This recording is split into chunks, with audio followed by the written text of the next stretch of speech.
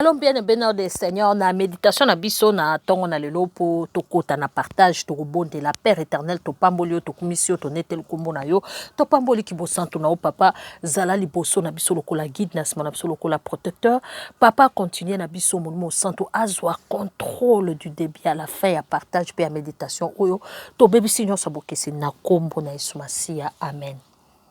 Shalom bandeko nanga lisusu gloire à Dieu to silisi oyo to bengi Lévitique lelo na ngolu na nzambe sans plus tarder toke na Lévitique 27 verset 1 de to sota ba verset to zotanga ni na biso eza titulé le vœu et les dîmes ba vœu na ba dîmes.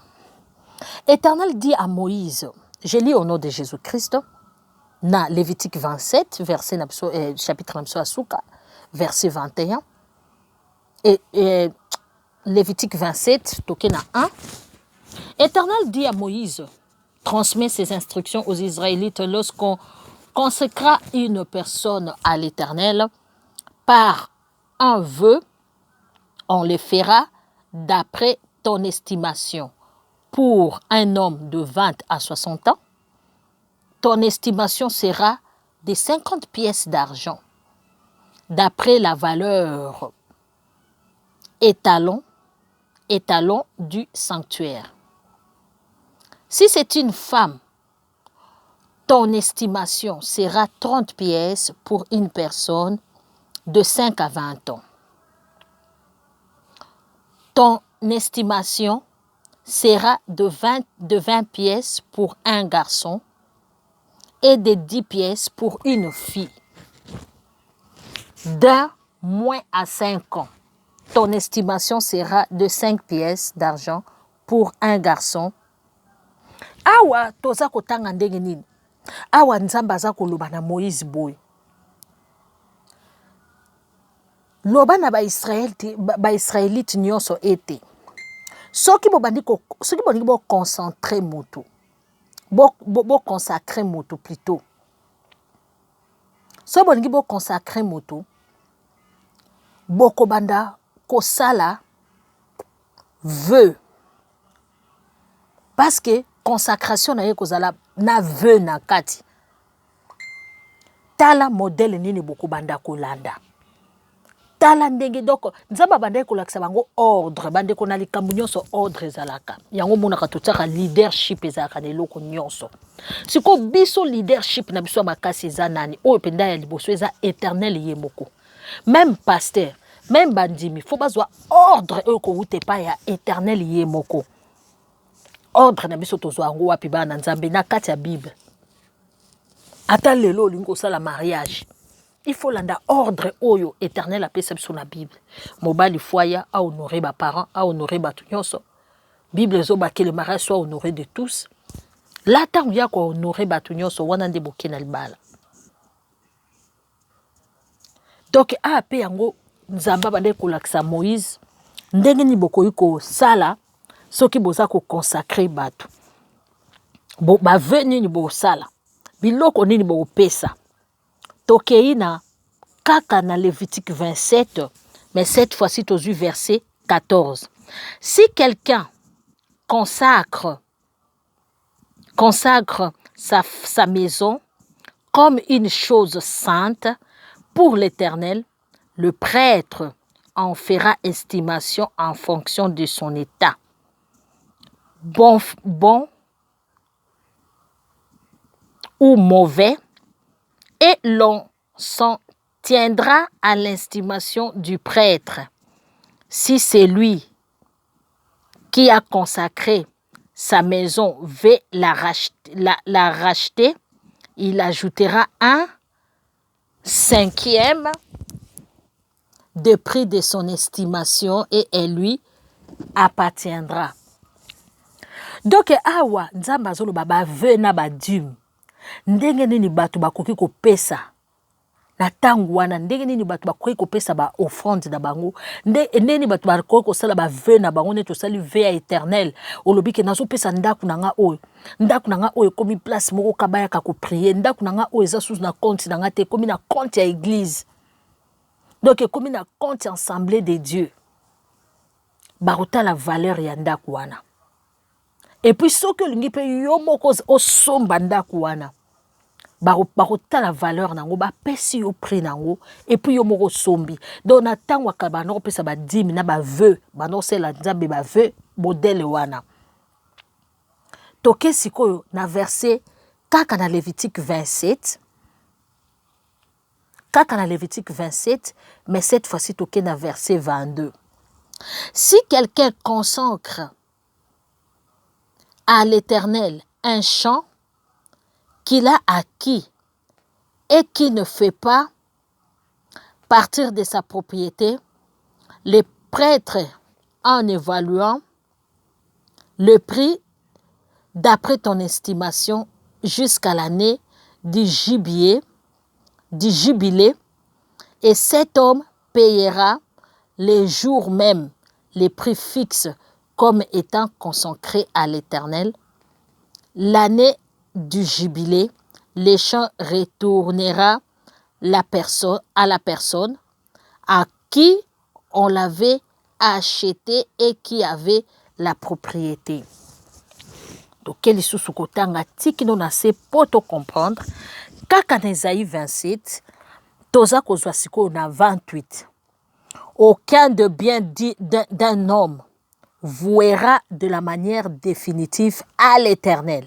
Yoka balobi, aucun de bien qu'un homme vouera de manière définitive à l'Éternel ne pourra être vendu ni racheté.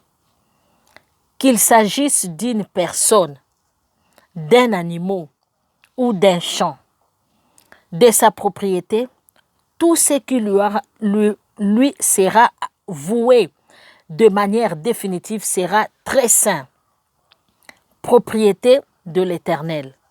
Donc, eloko nyonso nzamba mutu akobonzela nzambe, eloko nyonso mutu akosala ve nango pa ya nzambe, eloko wana ekotikala peto, ekotekama te. Okoki koteka. Donc yango tomona ata mosusu na bandaka nzambe lelo, mutu ayeboli bosala mabonza bopesa bilamba na pona babola. Mutu opesa ngo azopesa ngo po asala ngo bongo po bakomi yango na Bible, topesa ba aumône, topesa pe ba offrande. Omona na ba église mosusu omona bazwi bake koteka biloko wana. Ole bapesa bana wana ya babola. Ole bazwa bandako wana bazwi ndako oyo bovanisaka ngo ba orphelin. Bango ba ozwa ndako wana batiango bakombo na bango ba propriété na bango privé. Eza mabe na miso ya nzambe yango bozomona ba pasteur wana bazokwea na bekobo bazochite bazozala renverser parce que biloko oyo bato bazopesa pona makomi babi totosi nzambe biso topesi eloko songolo bango bazwi eloko wana ekomi pona bango babien na bango privé lelo soka kufi etikali ya bana na ye. Exemple mona bato mosusu osala ba alobi botia ba fond na bino botie asombi église. Église wana olati yango na kombo ya membre kombo église ta mosusu bolobi ke église de réveil de Jésus-Christ. Tia mikanda na kombo ya église de réveil de Jésus-Christ. Mais ya okendo tiango na kombo ya pasteur Kabongo. Tango okufa etikali ya Jacques Kabongo to ya Sophie Kabongo. Donc makambo wana nyonso eza lokola bozo abiser. Alors eza lisumu na miso nzambe. Eloko oyo nyonso bapesi pona nzambe ezala mbongo ezala dîme ezala il faut sala babi awo eza dîme na ba vœu il faut ezala pona musala ya nzambe.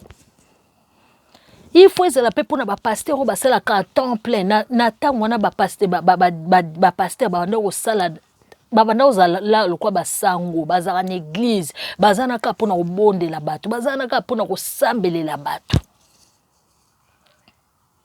Bazana ba misusu pe neti ba Pierre babalaki mais bazaki tout taka na musala nzambe so musala nzambe senga voyager so donc ozomona ke a dépendaka na musala ya nzambe kutu bakomaka makambo na bango makambo ya famille na bango kutu bato bayeba kite po bataka nzambe liboso tala Moïse atika kutu mwasi na ye na bana ti kotaki ndaka kokufela bana na mwasi ne bazalaka te mission na yeza yakabimisa bana na Israël na boumbu.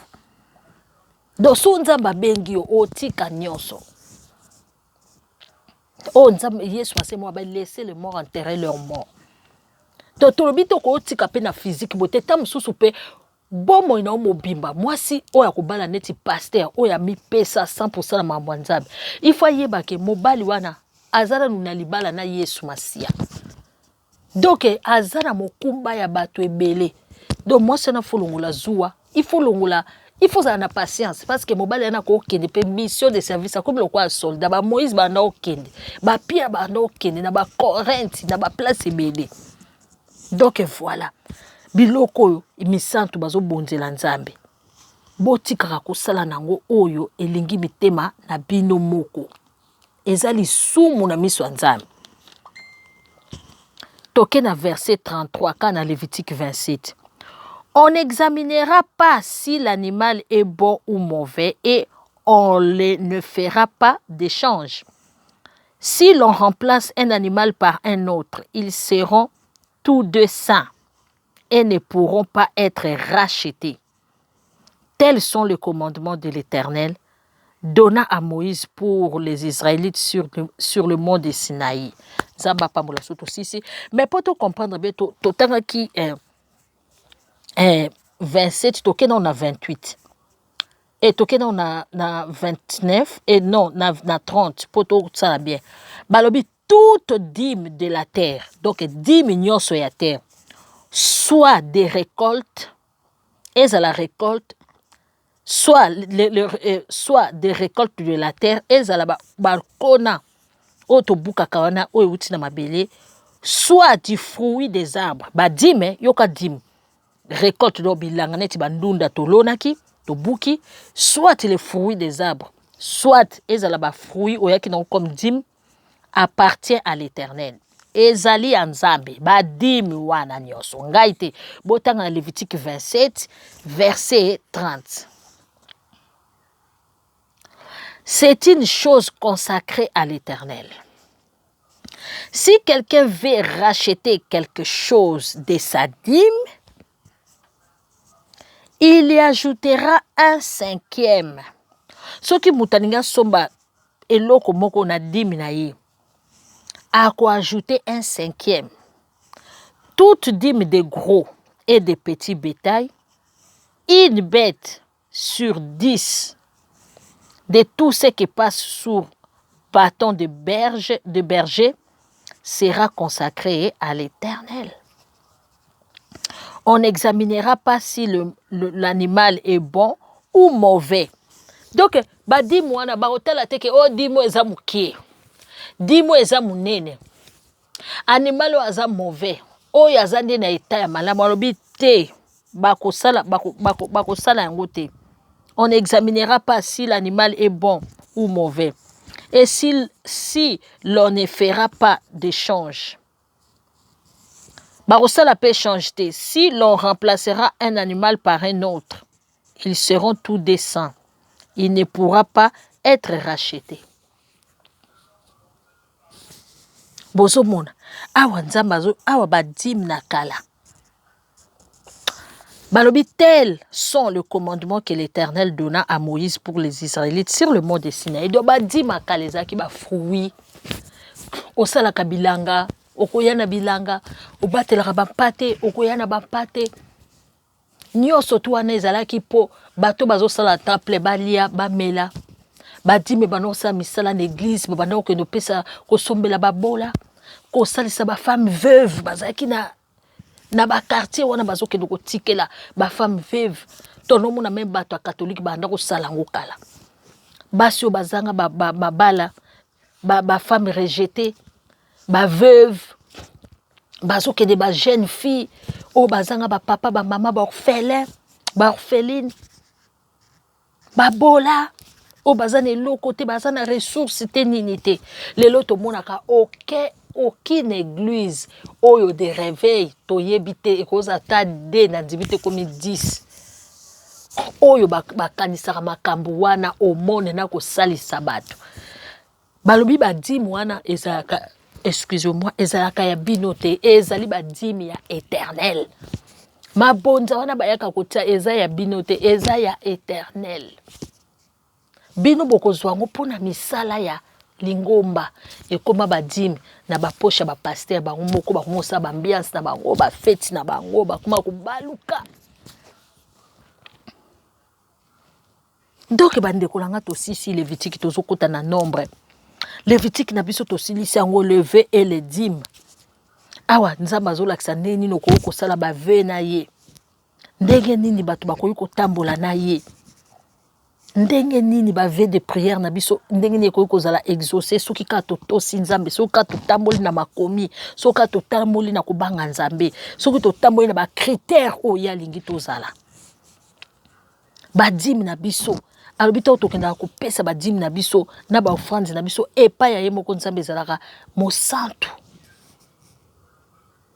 Nzambe na biso aponaka te alobi ba brebi awa ezala ya mabeza ya malamu so toye ko bonzela yango nzambe na ndenge nini teke muto ya na bambongo na eza suyete do eza mukie oyo zalaka nango sala ngu misala na nzambe ba omone babola bazali tango yo zo kabila mobolo zo kabila éternel tango yo zo kabila bano baza délaissé ba orphelin ozo kabila éternel tango yo zo sala bolamo zo sala nzambe bolamo nzambe apambolo penza koto koti koto okutani na partage à l'élo, tozo ke na nombre, to silisi Lévitique quand même. Gloire soit rendue à Dieu. To pamboli nzambe na makasa pesa biso bana na Genèse tina Lévitique.